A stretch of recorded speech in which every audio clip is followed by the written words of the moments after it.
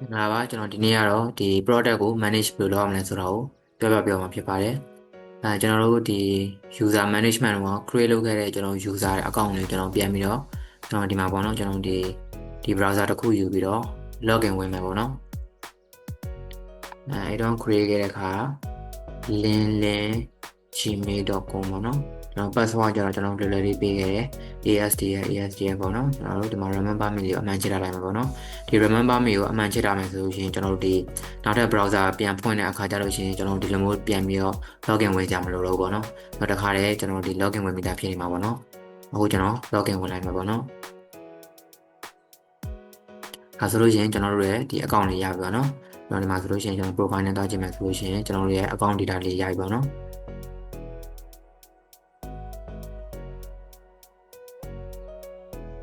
်ဒါတော့ကျွန်တော်တို့ဒီ user အနေနဲ့ကျွန်တော်မြင်ရတဲ့အပိုင်းပေါ့နော်ကျွန်တော် user မှာ user account နဲ့ဝင်လိုက်မယ်ဆိုလို့ရှိရင်တော့ကျွန်တော်ဒီ admin panel ကတော့မြင်ရမှာမဟုတ်ဘူးပေါ့နော်ဒါပေမဲ့ကျွန်တော်တို့က link ကိုကျွန်တော်တို့က editor ရာလို့ပေးတဲ့အတွက်ကြောင့်ကျွန်တော် editor အနေနဲ့ကျွန်တော်သူဝင်လို့ရမှာပေါ့နော်user ဆိုလို့ရှိရင်တော့ကျွန်တော်ဝင်လို့မရဘူးပေါ့နော်အခုကျွန်တော်တို့က link ကိုကျွန်တော်တို့က user အနေနဲ့ပြန်ပြီးတော့ထားလိုက်မှာပေါ့နော်link ကိုကျွန်တော် select မှတ်လိုက်မယ်ပြီးရင် edit နေလိုက်မယ်ပြီးရင် editor နေရာမှာ user လေးလို့ကျွန်တော်ပေးရမှာပေါ့နော် update လို့ကျွန်တော်လုပ်လိုက်မယ်ဒါဆိုလို့ရှိရင်ကျွန်တော် link ရ user ဖြစ်သွားပြီပေါ့နော်ဒါဆိုကျွန်တော်ဒီ browser မှာဒီဘက်မှာပေါ့နော်ကျွန်တော်ဒီဘက် browser မှာလှမ်းပြီးတော့ refresh လုပ်ကြည့်မယ်ဆိုလို့ရှိရင် link မှာကျွန်တော် admin panel ပျောက်သွားပြီပေါ့နော်ဒါ link ကကျွန်တော် user ဖြစ်သွားပြီပေါ့ user ဖြစ်သွားပြီဆိုတဲ့ဘောပေါ့နော်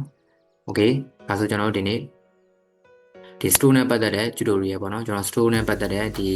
data တွေကိုဘယ်လိုမျိုးဒီ manage လုပ်မလဲ edit လုပ်မလဲဆိုတာကိုကျွန်တော်ပြပြပေးအောင်ဖြစ်တယ်ပေါ့နော်ကျွန်တော်တို့ဒီ store ရဲ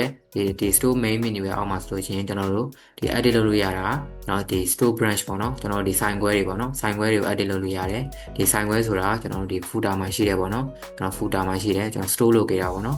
်ဒီ page လေးကိုတွားလိုက်မယ်ဆိုလို့ရှိရင်ကျွန်တော်ဒီ page မှာမြင်နေရတဲ့ဒီ sign ခွဲလေးတွေပေါ့နော်ဒါဆိုကျွန်တော်လောလောဆယ်ထည့်ထားတာကျွန်တော်ရန်ကုန် branch ပေါ့နော်ရန်ကုန် sign ခွဲပေါ့အဲ့ဒါမှကျွန်တော်တို့ကဒီလိုမျိုးပေါ့နော်ကျွန်တော်တို့အခြားသောဒီ Mandalay sign ခွဲတို့အဲ့လိုမျိုး sign ခွဲတွေထည့်ခြင်းလဲဆိုလို့ရှိရင်ဒီမှာလာထည့်ရမယ် media image ပေါ့နော် media image ကကြတော့ကျွန်တော်တို့ဒီပေါ့နော်ကျွန်တော်တို့ဒီ website ကိုဒီ website ရဲ့ပေါ့နော်ကျွန်တော်ဒီ product page ကိုတွားတဲ့အခါမှာကျွန်တော်အပေါ်မှာပေါ့နော်ကျွန်တော်ဒီ carousel image လေးပေါ့နော်ကျွန်တော် slide image လေးကျွန်တော်ထည့်ခြင်းလဲဆိုလို့ရှိရင်ကျွန်တော်ထည့်လို့ရတယ်ပြီးလို့ရှိရင်ကျွန်တော်ဘေးမှာပေါ့နော်ကျွန်တော်ဒီ site menu ပေါ့နော်ကျွန်တော်ဒီ advertising လုပ်တဲ့အခါကျလို့ရှိရင် site banner လေးကျွန်တော်ထည့်လို့ရပါတော့ပြီးလို့ရှိရင် user ဆက်ဝင်ခြင်းမှာကျွန်တော်ပြခြင်းနဲ့ကျွန်တော် promotion တွေကိုကျွန်တော်ဒီ pocket ပေါ့နော်ကျွန်တော် dialog လေးအနေနဲ့ကျွန်တော်ပြခြင်းလဲဆိုလို့ရှိရင်ကျွန်တော်ဒီ media image မှာဝင်ပြီးတော့ထည့်ပေးရမှာပေါ့နော်နောက်တစ်ခါကျ article ပေါ့နော် article ကကြတော့ကျွန်တော်တို့ဒီပေါ့နော် browser ပေါ့နော်ကျွန်တော်ဒီ browser မှာဆိုလို့ရှိရင်ကျွန်တော်ဒီ article ပေါ့နော်ကျွန်တော်ရေးချင်တဲ့ blog လေးတွေကိုကျွန်တော်ဒီမှာရေးပေးလို့ရတယ်ပေါ့နော်အဲ့ဒါကြောင့်ကျွန်တော်ဒီ article ထဲမှာဝင်ရေးရမှာပေါ့နော်နောက်တစ်ခါကျ contact message ပေါ့နော်ကျွန်တော်တို့ဒီ user အနေနဲ့ကျွန်တော်တို့စီကိုကျွန်တော် contact လှမ်းပြီးတော့contact စာလေးလှမ်းပြီးတော့ပို့မယ်ဆိုလို့ရှိရင်ကျွန်တော်ဒီကနေပြီးတော့ရေးလိုက်တဲ့စာတွေအကုန်လုံးကကျွန်တော်ဒီမှာပေါ့နော်ဒီမှာတော့ပေါ်နေမှာပေါ့နော်နောက်တစ်ခါ chat message ပေါ့နော်ကျွန်တော်ဒီမှာuser အနေနဲ့ကြည့်မယ်ဆိုလို့ရှိရင်ကျွန်တော် chat message လေးရှိရပါတော့။ကျွန်တော်ဒီကနေပြီးပို့လိုက်တဲ့ message တွေအကုန်လုံးကကျွန်တော်ဒီ chat message တွေမှာတော့ပေါ်နေမှာပေါ့နော်။ကျွန်တော်ဒီကနေပဲပြန်ပြီးတော့ reply ပြန်ပေးရမှာပေါ့နော်။နောက်ကကျ FAQ ပေါ့နော်ကျွန်တော် frequently asked question တွေပေါ့နော်။ဒါ user ဘက်ကနေပြီးတော့ကျွန်တော် mail လေးမေးထားရှိတယ်။ကျွန်တော် mail ကိုကျွန်တော်တို့ကဒီမှာ list လုပ်ပြီးတော့ကျွန်တော်ပြထားခြင်းတယ်ဆိုလို့ရှိရင်ကျွန်တော်ဒီ FAQ တွေမှာတွားပြီးတော့ပြထားလို့ရတယ်ပေါ့နော်။အဲ့ဒီကျမှဆိုကျွန်တော်တို့ကအမေးပဲအဖြေနဲ့ပေါ့နော်နောက်ဒီမှာအဲ့လိုမျိုးပေါ့နော်ကျွန်တော်ဒီအများဆုံးမေးတဲ့မေးခွန်းလေးတွေကိုကျွန်တော်အဖြေလေးနဲ့ကျွန်တော်ဖြေထားပေးလို့ရပါတော့ဒီမှာဆိုလို့ရှိရင်လည်းကိုရေးထားတဲ့ကိုမေးချင်တဲ့မေးခွန်းဒီမှာရိုက်ရှာလို့ရပါတော့ဒါဆိုရင်ကျွန်တော် store ဆိုလို့ရှိရင်ကျွန်တော် store နဲ့ပတ်သက်တဲ့ကျွန်တော်တို့ဒီ FAQ လေးထွက်လာမှာပေါ့နော်အဲ့ဒါတွေကိုကျွန်တော် edit လုပ်ချင်တယ်ဆိုလို့ရှိရင်ကျွန်တော်ဒီမှာတွားပြီးတော့ edit လုပ်ပေးရမှာပေါ့နော် okay အဲ့ဆိုကျွန်တော်ဒီ branch ကိုတွားလိုက်မှာပေါ့နော် branch မှာဆိုလို့ရှိရင်ကျွန်တော်တို့အဲ့ branch ပါเนาะကျွန်တော်ဒီမှာအဲ့ branch ကိုအသစ်ထည့်ချင်တယ်ဆိုရင်ကျွန်တော်အဲ့ branch မှာကျွန်တော်ထည့်ပေးရမှာပေါ့เนาะဒီကောင်ကိုပြင်ချင်တယ်ဆိုလို့ရှိရင်ကျွန်တော် edit ပေါ့เนาะ edit လေးနှိပ်လိုက်မယ်ပြီးရင်ကျွန်တော် branch ကိုနံပါတ်2ကိုပြောင်းလိုက်ပါပေါ့เนาะကျန်တဲ့ content တွေကိုလိုသလိုမျိုးပြန်ပြင်လို့ရတာပေါ့เนาะပြီးရင်ကျွန်တော် update လုပ်လိုက်မှာပေါ့เนาะupdate လုပ်လိုက်မယ်ဆိုကျွန်တော်ဒီမှာ update ဖြစ်သွားပြီပြီးလို့ရှိရင်ကျွန်တော် store locator ကိုတောင်းမယ်ပေါ့เนาะ store locator ဒီကနေလည်းတောင်းလို့ရတယ်ပြီးတော့ကျွန်တော်တို့ဒီ user တွေအနေနဲ့ဒီအပေါ်ပေါ့နော်ဒီ quick link လေးရတယ်ကျွန်တော်တွားလို့ရပါနော် find store လေးကိုကျွန်တော်နှိပ်လို့ရတယ်ဒါဆိုရင်ကျွန်တော်ဒီ store locator ကိုတွားရောက်အောင်ပေါ့နော်ဒီမှာဆိုကျွန်တော် edit လုပ်လိုက်တဲ့ကောင်းလေးရကျွန်တော်ဒီမှာ update ဖြစ်သွားပြီပေါ့နော် okay ဒါဆိုကျွန်တော်တို့ဒီ branch အသစ်လေးတစ်ခုထပ်ထည့်မယ်ပေါ့နော်ဒါလေးကိုကျွန်တော်ပြန်ပြီးဖြတ်လိုက်မယ်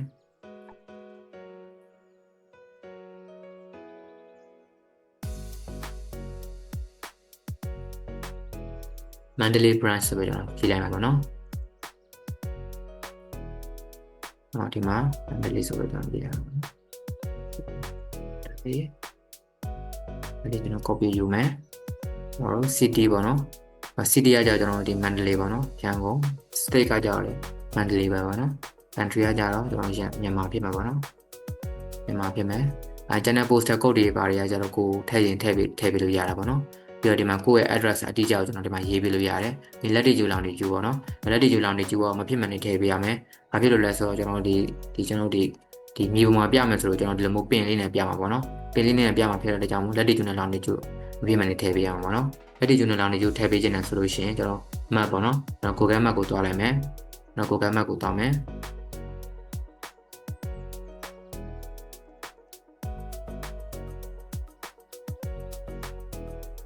ကိုကဲမမဆိုလို့ရှိရင်ကျွန်တော်တို့လိုချင်တဲ့နေရာကိုကျွန်တော်တို့ရိုက်ရှာလို့ရတာပေါ့နော်။မှာဆိုလို့ရှိရင်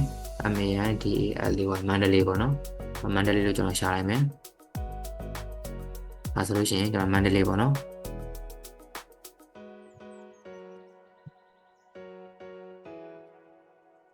မှာဆိုလို့ရှိရင်ကျွန်တော်ဒီနားလေးပေါ့နော်။ကျွန်တော်ဒီနားလေးကိုထောက်လိုက်မယ်။ထောက်လိုက်လို့ရှိရင်ကျွန်တော်အောက်မှာပေါ့နော်။ကျွန်တော်လက်တီကျူနဲ့လောင်တီကျူပေါ်လာပြီပေါ့နော်။အဲ့ဒါကျွန်တော် copy ယူခဲ့လိုက်ပေါ့နော်။ဆိုတော့ select မှတ်ပြီးတော့ copy ယူခဲ့ပြီးတော့ကျွန်တော်ဒီမှာ paste ချလိုက်ပေါ့နော်ဒီမိုလေး paste ချလိုက်ပေါ့နော်နောက်က comma လေးဖြတ်ပေးလိုက်ပေါ့နော်ဒါဆိုလို့ရှိရင်လက်တီကျွန်တော်လောင်တီကျူရပြီပေါ့နော်ပြီးတော့ sign ဖွင့်ခြင်းနဲ့ sign ပိတ်ခြင်းကိုကျွန်တော်ထည့်ခြင်းနဲ့ဆိုလို့ရှိရင်ဒါလေးနှိပ်လိုက်ပေါ့နော်ဒီမှာဆိုလို့ရှိရင်ကျွန်တော်မနက်9:00နာရီကနေဖွင့်တယ်ပေါ့နော်မနက်9:00နာရီမှာ AM ထည့်ပေးလို့ရပါတော့နောက်တစ်ခုကဒီလိုမျိုး dialogue နဲ့မရွေးခြင်းလို့ရှိရင်လည်းကျွန်တော်ဒီမှာပေါ့နော်ကျွန်တော်ဒီစာနဲ့ရိုက်ထည့်လို့ရပါတော့9:00နာရီပေါ့9:00နာရီပြန်ဆိုလို့ရှိရင်ညနေ9:00နာရီကို sign ပိတ်တယ်ပေါ့နော် description ကကျွန်တော်ဒီရေးပေးလို့ရတာပေါ့နော် welcome to Mandalay ပေါ့နော်ဒီပြီးတော့ active ပေါ့နော်ကျွန်တော်ဒီအကောင် disable ထားမယ်ဆိုလို့ကျွန်တော်ဒီဟိုဘက်ကနေကြည့်လိုက်မယ်ဆိုမှပေါ်လို့ပေါ့နော်အခုကျွန်တော် edit ထားလိုက်မှာပေါ့နော်ပြီးတော့ကျွန်တော်ဒီမှာ branch လေးတစ်ခုအသစ် create လုပ်လိုက်မှာပေါ့နော်ဒါဆိုလို့ရှိရင်ကျွန်တော် Mandalay branch ရှာပြီပေါ့နော်ဒီ page မှာကျွန်တော် refresh လုပ်ကြည့်လိုက်မယ်ဆိုလို့ရှိရင်ကျွန်တော်အသစ်ထည့်ထားတယ်ကျွန်တော်ဒီ Mandalay branch လေးပေါ်နေမှာပေါ့နော်ဒါလေးပေါ့နော်ကျွန်တော်ဒါလေးကို click တစ်ချက်နှိပ်လိုက်မယ်ဆိုလို့ရှိရင်ကျွန်တော်မှာပေါ့နော်ကျွန်တော်ဒီ channel တာစီဆိုတော့ဒီနာနေရာလေးရောက်သွားတာပေါ့နော်အောက်မှာဆိုကျွန်တော်ထည့်ပေးထားတယ်ကျွန်တော် content လေးပေါ်နေမှာပေါ့နော်ဒီမှာဆိုဆိုင်ဖွင့်ခြင်းနဲ့ site ပိတ်ခြင်းပေါ့နော်ပြီးတော့ဒီမှာအခုဖွင့်နေသေးတာဆိုတော့ကျွန်တော်ဒီမှာပေါ့နော် edit down လေးကျွန်တော်ကြည့်လို့ရတာပေါ့နော်ကျွန်တော် user တွေအနေနဲ့ okay ဒါကတော့ကျွန်တော်ဒီ store နဲ့ပတ်သက်တဲ့ဒီ tutorial ပဲဖြစ်တယ်ပေါ့နော်နောက်တစ်ခါကျကျွန်တော် media image ပေါ့နော်ကျွန်တော် media image မှာဆိုလို့ချင်းကျွန်တော်ပုံလေးထည့်လို့ရပါတော့ပုံမှန်ကြတော့ကျွန်တော်3မျိုး3စားထည့်လို့ရတာပေါ့နော်3မျိုးဆိုလို့ချင်းကျွန်တော် landing slider ပေါ့နော်အခုထည့်ကြရင်ပေါ့နော် landing slider ကျတော့ကျွန်တော် page ကိုဝင်ခြင်းမှာမြင်နေရမယ့်အရာပေါ့နော်ကျွန်တော်1လို့ပေးလိုက်မယ် link ကိုကျွန်တော်ဒီမှာပေါ့နော် slow လို့ကြိုက်တာဆိုတော့ကျွန်တော်ညွှန်လိုက်မယ်ညွှန်ပြီးတော့ priority rank 1ထားပြီပေါ့နော်ကျွန်တော် priority က1နေပြီးတော့ကြီးစင်ငယ်လိုက်ပေါ့နော်ငယ်စင်ကြည့်လိုက်ပေါ့နော်ကျွန်တော်1ကနေပြီး10လေးကိုအစင်လိုက်ပြအောင်ပါပေါ့နော်ပြီးတော့ enable ထားပေးရမယ်လို့ရှိရင်ကျွန်တော်အဲ့ပုံကိုပြခြင်းတဲ့အချိန်ကာလပေါ့နော်ကျွန်တော်အချိန်ကာလကိုကျွန်တော်တတ်မှတ်ပေးလို့ရတယ်ဒါ start နဲ့ပေါ့နော်ကျွန်တော်24ရက်နေ့ထိကျွန်တော်ပြခြင်းနဲ့ပေါ့နော်ပြီး image ကိုကျွန်တော်ရေးမှာပေါ့နော်image လေးကိုကျွန်တော်ရေးမယ်ဆိုလို့ရှိရင်ကျွန်တော်ဒါလေးပေါ့နော်ကျွန်တော်ဒီပုံလေးကျွန်တော်ရေးလိုက်မယ်ရေးပြီးတော့ကျွန်တော် create image လုပ်လိုက်မှာပေါ့နော်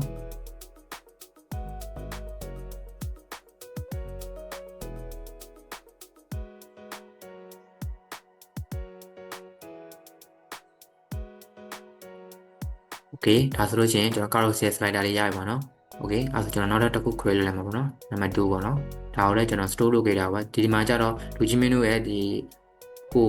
redirect လုပ်ချင်တဲ့ link ကိုကျွန်တော်ပြပေးရမှာပေါ့နော်ကိုတွားစေချင်တဲ့ link ကိုကျွန်တော်ပြပေးရမယ်ဒီမှာဆိုလို့ရှိရင်ကျွန်တော်ဒီ product ရဲ့ URL တွေကျွန်တော်ပြပေးလို့ရတာပေါ့နော်ဒါဆိုအဲ့ဒီ product တွေတန်းပြီးလို့ရအောင်မှာပေါ့နော်ဥပမာဆိုလို့ရှိရင်ကျွန်တော်ဒီ page ကိုတွားလိုက်တယ်ပေါ့နော်ဒါဆိုလို့ရှိရင်ကျွန်တော် carousel slider လေးတစ်ခုထည့်ပေးသွားဖြစ်တဲ့အတွက်ကြောင့်မို့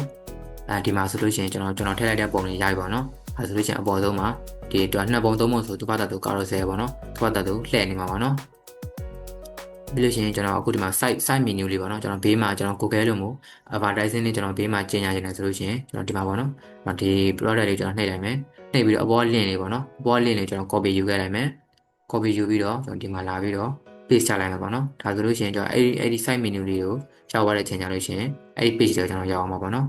ဒီကောင်းအောင်လဲခုနအတိုင်းပဲ24ရက်နေ့ထိပြမယ်ကျွန်တော်24ရက်နေ့ကြော်သွားလို့ရှိရင်တော့အဲ့ဒီ site menu လေးပျောက်သွားမှာပေါ့နော်ကျွန်တော်ဒီကောင်းကိုဒီ date အခါကြလို့ရှိရင်ဒီ date လေးကိုပြန်ပြီးတော့ edit လုပ်ပေးရမှာပေါ့နော် ပြီးရင်ကျွန်တော် product ပေါ့နော်အဲ့မှာဆိုလို့ရှိရင်ကျွန်တော်ထည့်ချင်တဲ့ဟာလေးတစ်ခုခုပေါ့နော်ဒါလေးပေါ့နော်အဲ့တော့ဒီ file size ကနည်းနည်းကြီးနေရပါတော့ဒီ file size ကိုကျွန်တော်ထည့်လို့ရှိရင်ကျွန်တော်ဒီပေါ့နော်ဒီ200ကနေ 300KB လောက်ပဲကျွန်တော်ထည့်ပြီးပေါ့နော်ဟိုလိုမျိုးဒီ 2MB လို့ဒီလိုမျိုး 1.86 ဆိုလို့ရှိရင်ကျွန်တော်အရင်များတာပေါ့နော်အရင်များလို့ရှိရင်ကျွန်တော်ဒီ customer ရဲ့ဖုန်းကပေါ့နော်ကျွန်တော်ဒီ user ရဲ့ဖုန်းကကျွန်တော်ဒီ storage space တိတ်မရှိဆိုလို့ရှိရင်ကျွန်တော်လေးဝနိုင်တယ်ပေါ့နော်ကျွန်တော် website ကအဲ့ဒါကြောင့်ကျွန်တော်ပေါ့ပါ image ကျွန်တော်ထည့်ပေးဖို့အကြံပြုတယ်ပေါ့နော်အဲဒီမှာဆိုလို့ရှိရင်ကျွန်တော်ပေါ့နော်ဒီကြော်ညာအနေနဲ့ပေါ့နော်တစ်ခုခုထည့်လိုက်မှာပေါ့ဒါလေးပဲထည့်လိုက်မှာပေါ့နော်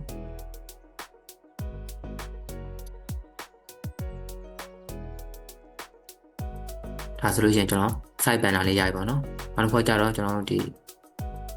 အဲဆိုကျွန်တော်ဒီ back page ကိုကျွန်တော်ပြန်သွားမယ်ပေါ့နော် back page ကိုပြန်သွားမယ်ဆိုလို့ရှိရင်ကျွန်တော်ထည့်လိုက်တဲ့ image လေးကျွန်တော်ဒီ back page မှာတွားပြီးတော့ပေါ်နေပြီပေါ့နော်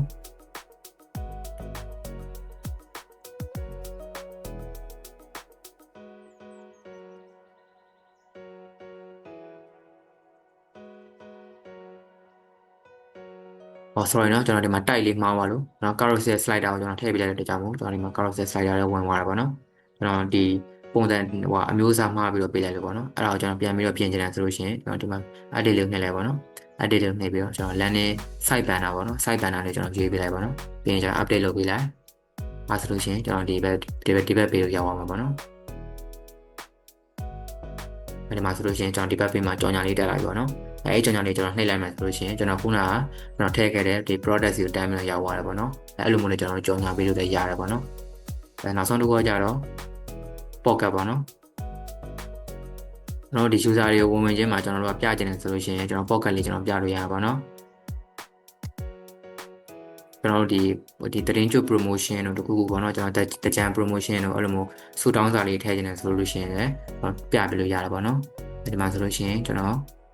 သတင်းကြိုပါနော်သတင်းကြို promotion နဲ့ကျွန်တော်ထည့်လိုက်မယ်အဲဆိုလို့ရှိရင်ပုံလေးရပါတော့ကျွန်တော်ဒီမှာပေါ့နော်ဒီ type လေးကြည့်လိုက်ပါတော့ကျွန်တော်ဒီထည့်တာမှန်လားမမှန်လားသိကြတယ်ဒါဆိုကျွန်တော် browser ကိုကျွန်တော် refresh လုပ်လိုက်မှာပေါ့နော်အဲဒါဆိုလို့ရှိရင်ကျွန်တော်တို့ရဲ့ဒီမှာပေါ့နော်ဒါသတင်းကြို promotion ဆိုပြီးတော့ကျွန်တော် user တွေကိုဒီလှမ်းပြီးတော့ကြီးညာတဲ့ဟာတွေပေါ်လာမှာပေါ့နော်ကိုက2ပုံ3ပုံထည့်တာဆိုလို့ရှိရင်ကျွန်တော်ဒီမှာပေါ့နော်ဒီ slide လေးနဲ့ရွေးကြည့်လို့ရတာပေါ့နော်အခုကတော့ကျွန်တော်တစ်ပုံမှထည့်တာပေါ့နော်အဲကျွန်တော်တစ်ခါပဲပေါ်မှာပေါ့နော်ဒီလိုမျိုးနောက်ထပ် refresh လုပ်လိုက်ရင်ကျွန်တော်မပေါ်တော့ဘူးပေါ့နော်ဥပမာကျွန်တော် user ကိုကျွန်တော်ကြည့်ပြီးလို့တတ်မှတ်လိုက်တဲ့အတွက်ကြောင့်မို့ကျွန်တော်ထပ်ပြီးတော့မပေါ်တော့ဘူးပေါ့နော်အဲ့လိုမျိုးထပ်ပေါ်စေချင်တယ်ဆိုလို့ရှိရင်တော့ကျွန်တော်တို့ကဒီကောင်ဖြတ်ပြီးတော့ပြန်တင်ပေးရမှာပေါ့နော်ဖြတ်ချင်တယ်ဆိုလို့ရှိရင်ကျွန်တော်ဒီမှာ delete select ပေါ့နော်ဒီလို select လေးမှတ်လိုက်ဒါဆိုပြီး comment လေးနှိပ်လိုက်ပေါ့နော်ဒါဆိုကျွန်တော် media image ပေါ့နော် ID6 ကိုကျွန်တော်ဖြတ်မယ်ပေါ့နော်ဒီအပြာရောင်လေးကိုဒါဆိုဒီကောင်လေးနှိပ်လိုက်ပြီဆိုလို့ရှိရင်သူ့ဘာလို့ပြတ်သွားမှာပေါ့နော်ပြီးတော့အကုန်လုံးဖြတ်ချင်တယ်ဆို delete all နေပြီပေါ့နော်ဒါဆိုလို့ရှိရင်အကုန်ပြောက်သွားမှာပေါ့နော်အဲ့လိုမျိုးလေးဖြတ်လို့ရတယ်ပေါ့နော် okay အဲ့ဒါဆိုကျွန်တော် article ပေါ့နော် article ကိုတောင်းမှာပေါ့ article မှာဆိုလို့ရှိရင်ကျွန်တော်ပုံမှန်တိုင်းမှာပေါ့နော်ဒီမှာဆိုလို့ရှိရင် delete ပါမယ်လို့ရှိရင်ဒီမှာဆိုလို့ delete select ပါမယ် delete all ပါမယ်ပေါ့နော်နောက်ကကြတော့ဒီကောင်ကိုနှိပ်လိုက်မယ်ဆိုလို့ရှိရင်ကျွန်တော်ဒီမှာပေါ့နော်ဒီရေးပြီးသား article တွေပြန်ပြီးတော့ edit လုပ်လို့ရမှာပေါ့နော်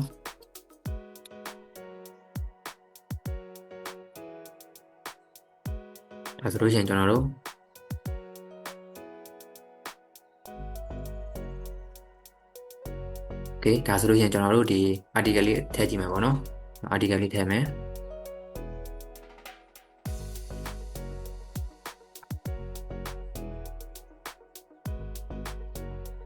ကျွန်တော်ပုံ site လေးကိုကျွန်တော်သေးရလေးကျွန်တော်ထည့်လိုက်မယ်ပေါ့နော်ဒါဆိုလို့ရှိရင်ကျွန်တော်ဒီပုံလေးပေါ့နော်ဒီပုံလေးထည့်လိုက်မယ်ပြီးလို့ရှိရင် article title ပေါ့နော်ကျွန်တော် blog title ရေးမယ်ပေါ့နော်နောက်ဒီမှာကျတော့ comma separator ပေါ့နော် comma လေးခံပြီးတော့ကျွန်တော်ရေးပေးရမှာပေါ့နော် tag လေးပေါ့လို့ရှိရင်ကျွန်တော်ဒီ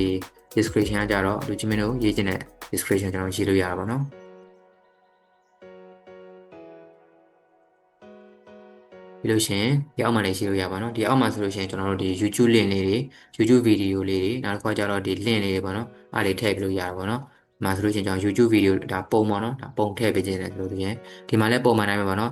ကျွန်တော်အကြံပြုတာကကြတော့ဒီပုံလေးတွေကိုကျွန်တော်ဒီဘယ်လိုပြောမလဲ site သေးတဲ့ကောင်လေးပဲကျွန်တော်ထည့်ပြီးပါနော်အဲဆိုလို့ရှိရင်ကျွန်တော်တို့ရဲ့ဒီကျွန်တော်ရေးလိုက်တဲ့ဟာလေးကကျွန်တော်မြန်ဆန်နဲ့ဒီဘယ်လိုပြောမလဲမြန်ဆန်နဲ့ပေါ်လာမှာပေါ့နော်နောက်တစ်ခါကျတော့ကျွန်တော်မှာ YouTube ပေါ့နော် မှာဆိုကျွန်တော် YouTube link လေးကို YouTube အပေါ်ကဒီဗီဒီယိုတစ်ခုဖွင့်လိုက်တယ်ဆိုလို့ရှိရင် YouTube link လေးပေါ့နော်YouTube link လေးကျွန်တော်ထည့်ပေးလိုက်မယ်ဆိုလို့ရှိရင်ပေါ်လာတယ်ပေါ့နော် Star Seller Tube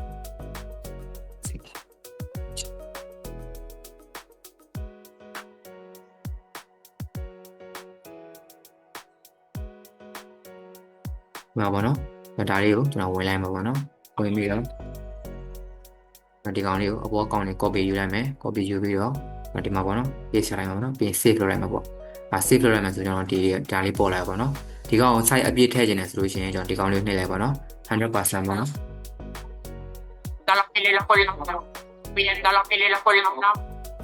ဒီလိုမျိုးထည့်ပေးလိုက်ပါနော်ပြီးလို့ရှိရင်ကျွန်တော်အောက်ခုနလေးဆွဲချလိုက်ဒါဆိုလို့ရှိရင်ကျွန်တော် site လေးကျွန်တော်ချိန်လို့ရပါတော့ဒီမျိုးလေးချိန်လို့ရတယ်အဲ့လိုမျိုးလေးထည့်လို့ရပါတော့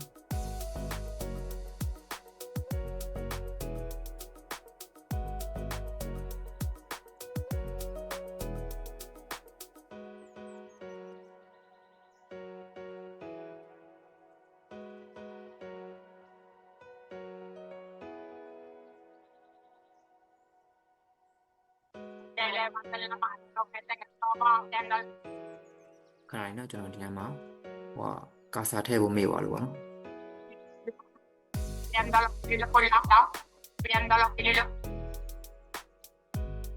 ကောဒီကော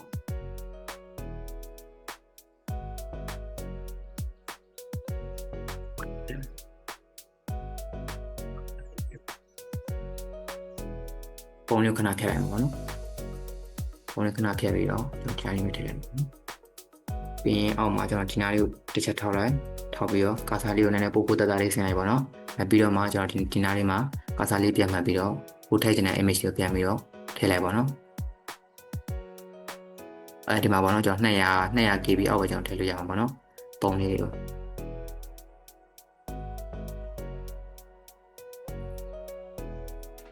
အဲ့လိုဒီပုံလေးကိုကျွန်တော်ပြန်ပြီးချုံလိုက်မှာပေါ့နော်ဒီအောက်မှာကျွန်တော်ထည့်ချင်တဲ့ label လေးပေါ့နော်ကျွန်တော် label လေးကျွန်တော်ဒီမှာထည့်ပေးရမယ်အောင်ဟုတ်ဆက်ဒါပေါ့နော်ပြီးတော့ကျွန်တော်ဒီကိုရေးတဲ့စာလေးတွေကိုကျွန်တော်ဆက်လက်မှတ်ပြီးတော့အပေါ်မှာ style လေးပြင်လို့ရပါတော့ဘိုးလို့ချင်လားဘိုးလို့ချင်တယ်ဆိုရင်ဒီစာလေးကပိုးပြသွားတာပေါ့နော်နောက်တစ်ခါကျတော့ကျွန်တော် link လေးပေးချင်တာပေါ့နော်ကျွန်တော် link လေးထည့်ချင်တယ်ဆိုလို့ရှိရင်ဒီ link လေးပေါ့နော်ကိုထည့်ချင်တဲ့ link လေးကိုကျွန်တော်ဒီမှာပေါ့နော်ဒီ Google Map ပေါ့နော် Google Map ထည့်ချင်တယ်ဆိုလို့ရှိရင်လည်း Google Map ကိုကျွန်တော်ဒီမှာဆက်လက်မှတ်လိုက်ပါနော်ဒါဆို save လုပ်လိုက်ပါနော်ဒါဆိုဒီကောင်လှည့်တာနဲ့အဲဒီ Google Map စီတန်းပြီးရောက်အောင်မှာပေါ့နော်နောက်တစ်ခါကျတော့အခြားပေါ့နော်ဒီ style လေးထည့်လို့ရပါနော်အဲ့လိုမျိုး style လေးထည့်လို့ရမယ်ပြီးလို့ရှိရင်ကျွန်တော်တို့ add article ပေါ့နော်အဲ့မှာတစ်ခုရှိတာကျွန်တော်ဒီပေါ့နော်ဒီ status ပေါ့နော် status ကအခုဆို publish ပေါ့နော်ကျွန်တော်ဒီကောင်အခု add လုပ်လိုက်ပြီဆိုတော့ကျွန်တော်ဒီ page မှာတွားပြီးတော့ပေါ်နေမှာပေါ့နော်ကိုကမပေါ်သေးခြင်းသေးဘူးဆိုလို့ရှိရင်ကျွန်တော် drift ဒါမှမဟုတ်လဲ archive ပေါ့နော်ကျွန်တော်မျိုးထည့်ထားလို့ရပါတော့ကျွန်တော်မျိုး archive ဒါမှမဟုတ် drift ဖြစ်နေမယ်ဆိုလို့ရှိရင်ကျွန်တော်အဲ့ဒီကျွန်တော်ရေးလိုက်တဲ့ blog တွေကကျွန်တော်တို့တွားပြီးတော့ပေါ်နေသေးမှာမဟုတ်ဘူးပေါ့နော်နောက်တော့ features ပေါ့နော်ကျွန်တော်တို့ရေးလိုက်တဲ့ post ကျွန်တော်တို့ရေးလိုက်တဲ့ဒီ article တွေကိုကျွန်တော်အပေါ်ဆုံးပေါ့နော်အရှေ့ဆုံးမှာလူတွေအများကြီးမြင်စေချင်တယ်ဆိုလို့ရှိရင်ကျွန်တော် features ဆိုကျွန်တော်ထည့်ပေးလိုက်ပါတော့ဒါဆိုလို့ရှိရင်ဒီကောင်အမြင်ဆုံးမှာပေါ်နေမှာပေါ့နော်ပုံမှန်အားဖြင့်ကတော့ကျွန်တော်နောက်ဆုံးရေးတဲ့ post တွေကအရင်ဆုံးပေါ်တယ်ပေါ့နော်အခုဒါဆိုကျွန်တော်ဒီမှာဒီကောင်လေးကို add လုပ်လိုက်တယ်ပေါ့နော်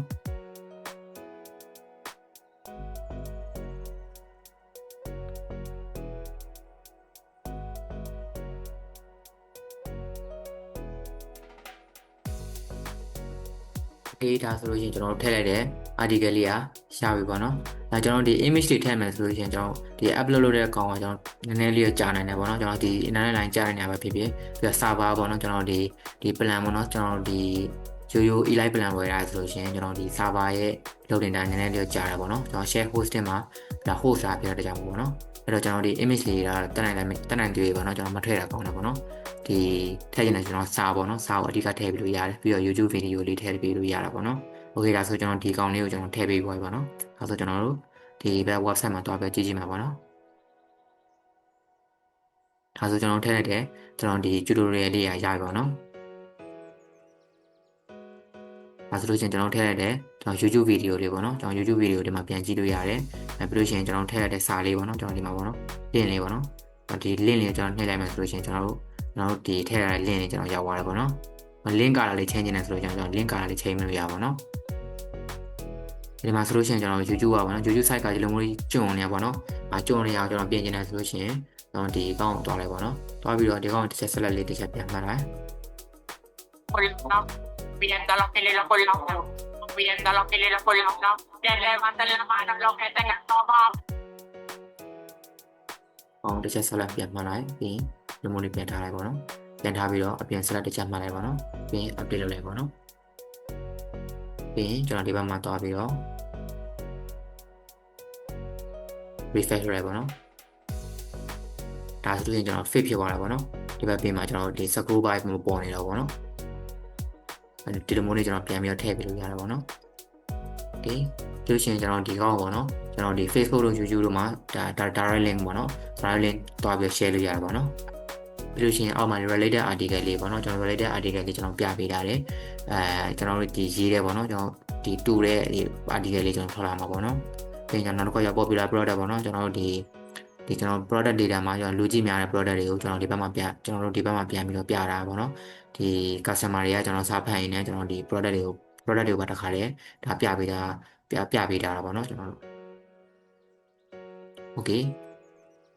ဒါဆိုလို့ရှိရင်ကျွန်တော်ဒီ article ပေါ့နော်ကျွန်တော် blog လေးတွေကျွန်တော်တို့ဘယ်လို manage လုပ်ရမလဲပေါ့နော်ဒါကတော့နောက်တစ်ခါကျ content message ပေါ့နော်ဒါ content message ဆိုလို့ရှိရင်ကျွန်တော်ဒါလေးရှိရပါတော့နောက်တစ်ခါကျတော့ကျွန်တော်တို့အခုကိုယ်တိုင်ကျွန်တော် content message တွေကျွန်တော်ဝင်ရေးမယ်ပေါ့နော်တော့ customer တွေကဒါစိတ်ဝင်စားလို့ကျွန်တော်တို့ဆက်သွယ်ခြင်းနဲ့ဆိုလို့ရှိရင်ကျွန်တော် contact ကနေပြီးတော့လာပြီးဆက်သွယ်လို့ရတာပေါ့နော်အဲဒီမှာဆိုလို့ရှိရင်ဒီ link တွေကျွန်တော်ထည့်လိုက်တော့မယ်ထည့်ပြီးတော့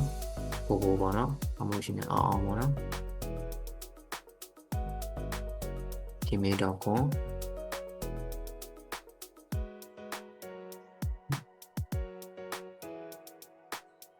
ဒီမိုးလေးကျွန်တော်ရေးရမှာပေါ့နော်ပြီးရင်ကျွန်တော် send message လေးကျွန်တော်နှိပ်လိုက်တယ်ပေါ့နော် customer ဘက်ကဒီမိုးလေးရေးရတယ်ဆိုလို့ရှိရင်ကျွန်တော်ဒီအဲဒီ contact message လေးကတွားပြီးတော့ submit ဖြစ်သွားပြီပေါ့နော် submit ဖြစ်သွားပြီဆိုလို့ရှိရင်ကျွန်တော်ဒီဘက်မှာဒီ admin အနေနဲ့ကျွန်တော် login ဝင်လာတယ်ဆိုလို့ရှိရင်ကျွန်တော်ဒီ dashboard ပြီးတော့အရင်ဆုံးရောက်မှာပေါ့နော်အခါကျရင်ဒီ store မှာကျွန်တော်1ဆိုပြီးတော့ပေါ့နော်ကျွန်တော် notification လေးလမ်းတက်မှာပေါ့နော်ဒီ contact message လေးကျွန်တော်တွားပြီးတော့ကြည့်လို့ရမှာပေါ့နော်အဲဒီမှာဆိုလို့ရှိရင်ကျွန်တော်တို့အောင်ပေါ့နော်ကျွန်တော် new ပေါ့နော်ကျွန်တော်ဒီ status လေးက new ဖြစ်နေမှာပေါ့နော်အကောင် edit ဖြစ်မှာပေါ့နော်ကျွန်တော်တို့က read ပေါ့နော်ကျွန်တော် read ဖြစ်ပြီးသွားပြီဆိုလို့ရှိရင် update ပေါ့နော်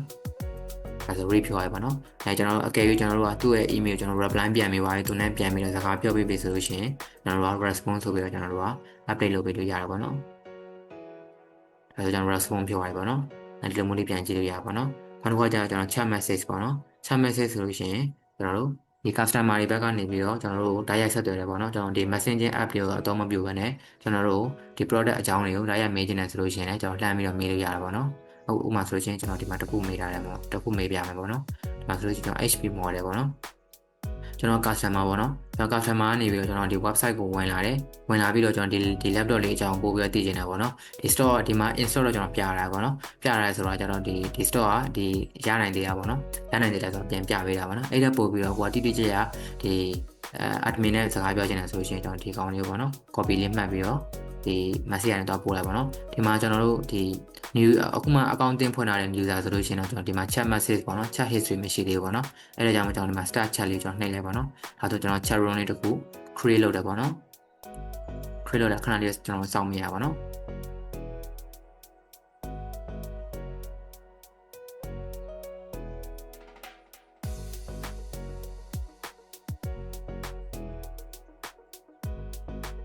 ဒီမှာအခုမှ account လေးဖွင့်ထားတဲ့ user ဆိုလို့ရှိရင်ကျွန်တော်ဒီ chat history မရှိသေးဘူးပေါ့နော်အခါကျကျွန်တော် start ကိုကျွန်တော်နှိပ်လိုက်ပါတော့ဒါဆိုလို့ရှိရင်ကျွန်တော်ဒီမှာပေါ့နော်ကျွန်တော် introduction message လေးကျွန်တော်တွေ့ရမှာပေါ့နော်ပြီးရင်ကျွန်တော်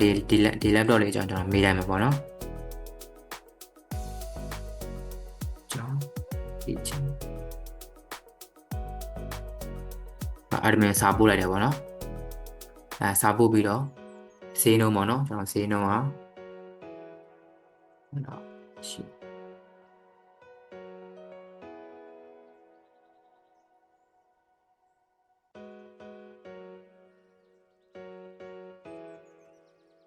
ဒီလိုမျိုးလေးမေးရတယ်ပေါ့နော်ဒီလိုမျိုးလေးမေးရတယ်ဆိုလို့ရှိရင်ကျွန်တော်ဒီ admin ဘက်ကနေပြီးတော့သူ login ဝင်တဲ့အခါကျလို့ရှိရင်ဒီ customer ရဲ့ဒီ message ဆိုသူဒီမှာပေါ့နော် notification တွေလှမ်းတက်နေမှာပေါ့နော်အခါကျလို့ရှိရင်ကျွန်တော် chat message ကိုကျွန်တော်တွားလိုက်မယ်တွားပြီး link ပေါ့နော် link ကျွန်တော်တို့စာပို့တာပေါ့နော်အခါကျရင်ကျွန်တော် link ကိုနှိပ်လိုက်တယ်ဒါကြောင့်ကျွန်တော်ဒီ page ထဲရောက်ပြီဆိုတော့ねအဲ့ဒီ link ကဒီတိုက်ရိုက်ပို့တဲ့စာတွေအကုန်လုံးကျွန်တော် notification တက်နေမှာပေါ့နော်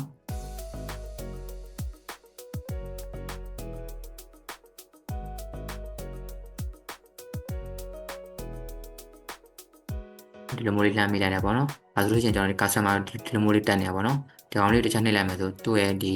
chat box လေးပေါ်လာတယ်ပေါ့နော်။အဲ့လိုမဟုတ်မနှိပ်ချင်လို့ရှိရင်ကျွန်တော် open chat box ပေါ့နော်။ open chat box ကိုကျွန်တော်နှိပ်လိုက်ပြီဆိုလို့ရှိရင်ဒါလင်းရဲ့စာလေးကျွန်တော်မြင်ရတယ်ပေါ့နော်။ကျွန်တော်ဒီဘက်ကနေကြည့်လိုက်တာနဲ့ကျွန်တော်လင်းဘက်မှာကျွန်တော် send ဆိုပြီးကျွန်တော်ပြရတယ်ပေါ့နော်။ကျွန်တော် admin ကဝင်ကြည့်သွားပြီပေါ့နော်။အခါကျရင်ကျွန်တော်ဒီ admin ဘက်ကနေပြီးတော့စာပြန်လို့ရပြီပေါ့နော်။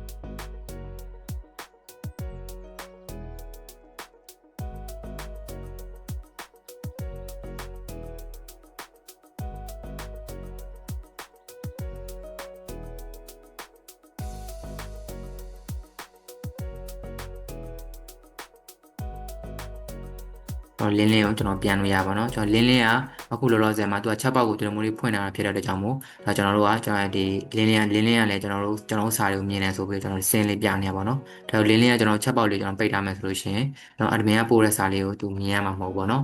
โอเคလို့ရှိရင်ကျွန်တော်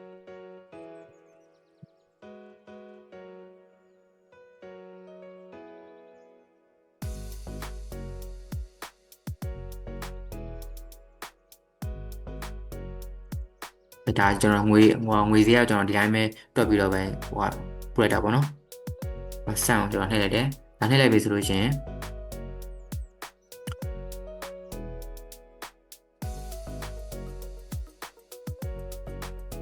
ဆန်အောင်နှိပ်လိုက်တယ်ပေါ့နော်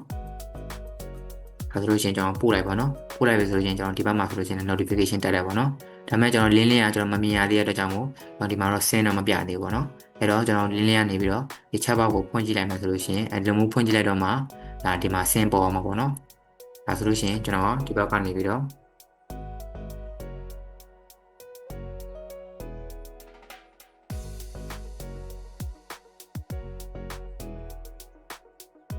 အဲ့လိုမျိုးလေးကျွန်တော်ပို့လိုက်တာပေါ့နော်အဲ့ဒါသူက sign လာမယ်ဆိုတော့ကျွန်တော်တို့က sign လေးစာလေးပို့ပေးလို့ရတာပေါ့နော်ကျွန်တော် sign လေးစာကိုsign လေးစာလေးကျွန်တော်ပို့ချင်တယ်ဆိုလို့ရှိရင်ကျွန်တော်ဒီမှာပေါ့နော်ကျွန်တော်တို့ထည့်ထားတဲ့ဒီ link လေးတိုင်းကျွန်တော်တွားပြီးကြည့်လို့ရတယ်ပေါ့နော်ကျွန်တော်အောက်ကိုတွားလိုက်မယ်အောက်ကိုတွားပြီးတော့ဒီဟောပေါ့နော်ဒီ link ပေါ့နော်ဒီ link ကိုကျွန်တော်ထည့်ပြီးလို့ရတာပေါ့နော် contact page ပေါ့နော်ကျွန်တော် contact page တွေကိုကျွန်တော်ဒီ chat box ထဲမှာကျွန်တော်ထည့်ပေးလိုက်မယ်ပေါ့နော်အဲဆိုကျွန်တော် contact page မှာရှိရကျွန်တော် map ကိုကြည့်ပြီးတော့လာလို့ရတာပေါ့နော်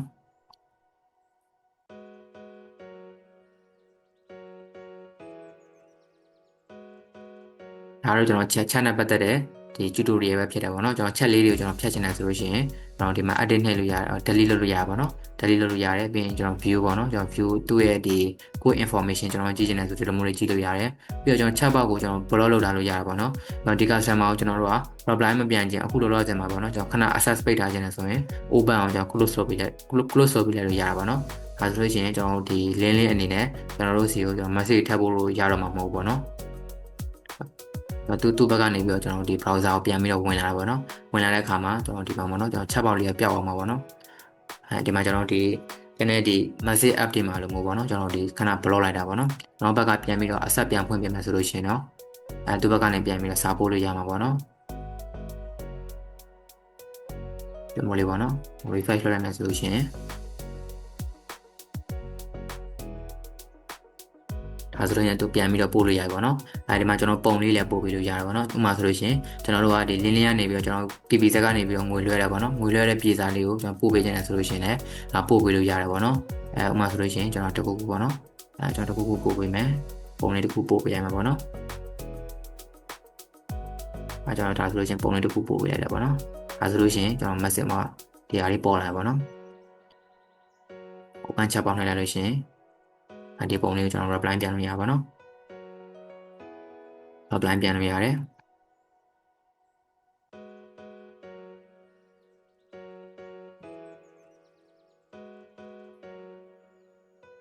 ပုံလေး reply ပြန်လာလို့ရတာပေါ့နော် ဒါဆိုလို့ရှိရင်လင်းလေးဘက်မှာလည်းပေါ်လာပြီပေါ့နော်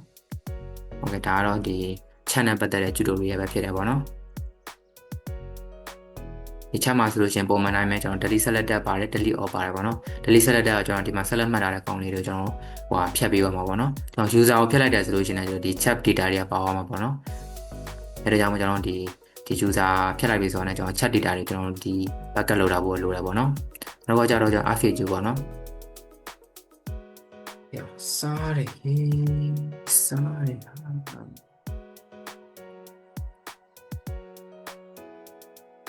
နောက်ကကြ FAQ ပေါ့နော် FAQ မှာဆိုကျွန်တော်တို့ဒီမှာပေါ့နော်ကျွန်တော် question လေးကျွန်တော်ထည့်ပေးလို့ရတယ်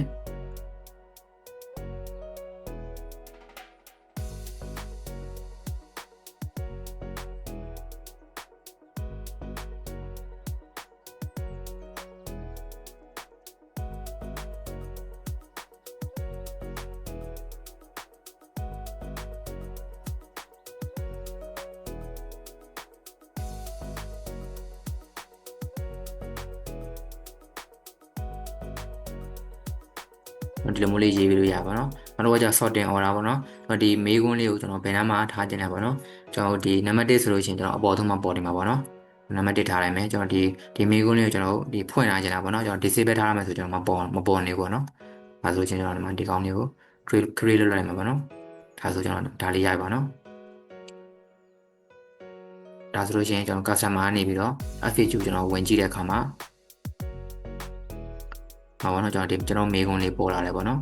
အပေါ်မှာဒီကောင်ရောက်နေတာကြောင့်သူကလည်းနံပါတ်1ကိုကျွန်တော်ပေးလိုက်တဲ့ကြောင့်ပေါ့နော်ဒီလိုမျိုးလေးကျွန်တော်ဝင်ပြီးတော့ကြည့်လို့ရပါပေါ့နော်ပြီးတော့ဒါကပုံမှန်တိုင်းပဲပေါ့နော်ကျွန်တော်ဒီမှာ selected ဆိုလို့ရှိရင်ကျွန်တော်ဒီလိုမျိုး select မှတ်ပြီးတော့ကျွန်တော်ဖြတ်လို့ရတယ်delete all ဆိုရင်အကုန်ပြောက်အောင်ပါပေါ့နော်ဒါဆိုလို့ရှိရင်တော့ကျွန်တော်ဒီမေးခွန်းလေးအကုန်ပြောက်အောင်ပါပေါ့နော်ဒီကျွန်တော်တို့မှာ edit လုပ်လို့ရမှာပေါ့နော်ကျွန်တော်ရေးပြီးသားတယ်ကျွန်တော်ပြန်ပြီးတော့ edit ပြန်ပြီးလုပ်လို့ရမှာပေါ့နော်ဒါဆိုလို့ရှိရင်